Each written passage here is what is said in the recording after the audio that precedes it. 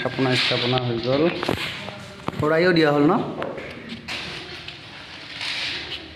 আমাৰ এতিয়া নামদলবিলাকক আদৰি আছে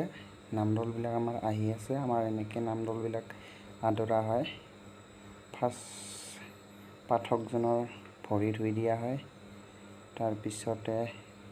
পাঠকজনক আদৰি লৈ অহা হয় এনেকৈ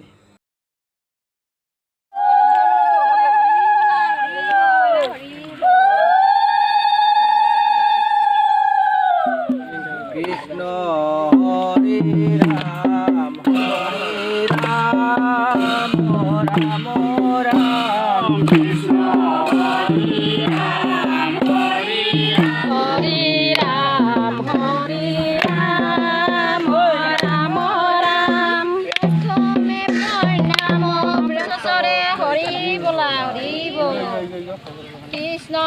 হৰি ৰাম হৰি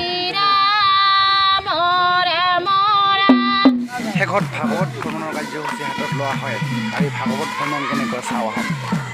আৰু এইখিনিতে দেখা পোৱা গৈছে এনেদৰে ভাগৱত ভ্ৰমণৰ এইটো নিয়ম যে যিয়ে ভাগৱত ধৰি আছে তেওঁক আচলতে এনেদৰে প্ৰত্যেকটা ঠাইতে যিসকলে শংকৰ গুৰুৰ শৰণত পৰে তেখেতসকলে এইটো নিয়ম নীতি হেৰি কৰিছে আৰু আমি পোনপটীয়াভাৱে আপোনালোকক ইয়াৰ বিষয়ে সবিশেষ জনাব চেষ্টা কৰিম আচলতে কেনেদৰে এইটো ভাগৱত ভ্ৰমণ হৈছে